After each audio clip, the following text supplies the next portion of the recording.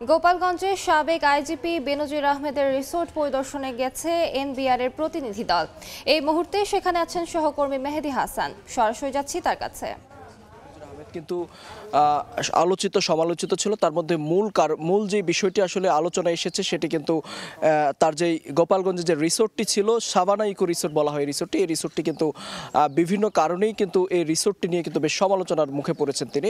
বিশেষ করে যদি বলি, এর মধ্যে সবচেয়ে বেশি যে অভিযোগটা আনা হয়েছে যে এই রিসোর্টটির কিন্তু অধিকাংশ জায়গা জমি কিন্তু তিনি দখল করে এই রিসোর্টটি গড়ে তুলেছেন। যদি বলি যে তারই ধারাবাহিকতায় আজ এই মুহূর্তে জাতীয় রাজস্ব বোর্ডের পক্ষ থেকে কিন্তু একটি প্রতিনিধি দল এই রিসোর্টে এসেছেন এবং এই রিসোর্টে এসে তারা কিন্তু পরিদর্শন করছেন। তারা আসলে যেমনটি বলছেন যে বিশেষ করে এই এই এই রিসোর্টের যেই সম্পত্তি, অর্থাৎ যেই পুরো এলাকা জুড়ে যে সম্পত্তি রয়েছে সেই সম্পত্তির হিসেব নিকাশ তার নথিতে আসলে রয়েছে কিনা, কিংবা থাকলেও সেটা কি পরিমাণে রয়েছে তার সাথে কিন্তু বাস্তবের একটা মিল খুঁজে পাওয়ার চেষ্টা করছেন আসলে জাতীয় রাজস্ব বোর্ড। আমরা দেখতে পাচ্ছি যে এটি কিন্তু এই রিসোর্টের কিন্তু মূল অফিস কক্ষ বলা হয়ে থাকে। সেই অফিস কক্ষে কিন্তু এসে জাতীয় রাজস্ব বোর্ডের লোকজন যারা যেটি করছেন যে হিসেব নিকাশ করছেন যে পুরো রিসোর্টটি কত শতাংশ অর্থাৎ কত একর জমির উপর আসলে অবস্থিত, সেই বিষয়টি যেমন সশরীরে এসে তারা দেখছেন। এবং তার পাশাপাশি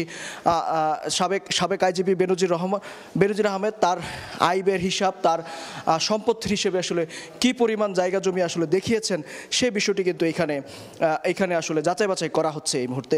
যদিও আনুষ্ঠানিকভাবে এখন পর্যন্ত আসলে কোনো তথ্যই আমাদেরকে জানানো হয়নি এনবিআর এর পক্ষ থেকে। তারা যেমনটি বলছেন যে তারা কাগজপত্র নথিপত্র আসলে যাচাই বাছাই করার পর আনুষ্ঠানিকভাবে গণমাধ্যমের সাথে কথা বলবেন।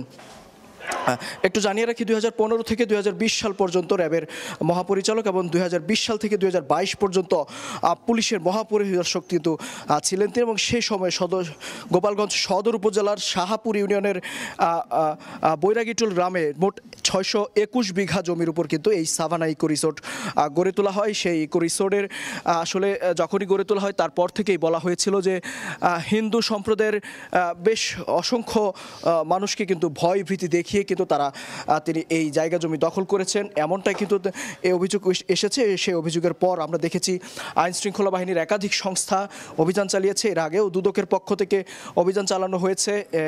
এরই মধ্যে কিন্তু এই রিসোর্টটি কিন্তু বন্ধ করে দেওয়া হয়েছিল। তারপরে আমরা দেখেছি জেলা প্রশাসকের পক্ষ থেকে কিন্তু সেটি আবার খুলেও দেওয়া হয়েছে। এখন পর্যন্ত এই রিসোর্টটি চলমান রয়েছে, তবে সেটি কিন্তু জেলা প্রশাসকের নিয়ন্ত্রণে রয়েছে। তো এই ছিল এই সাভানা ইকো রিসোর্ট থেকে বেনজির আহমেদের যে রিসোর্টটি রয়েছে তার সবশেষ তথ্য আমার কাছে। সরাসরি যুক্ত ছিলাম গোপালগঞ্জে।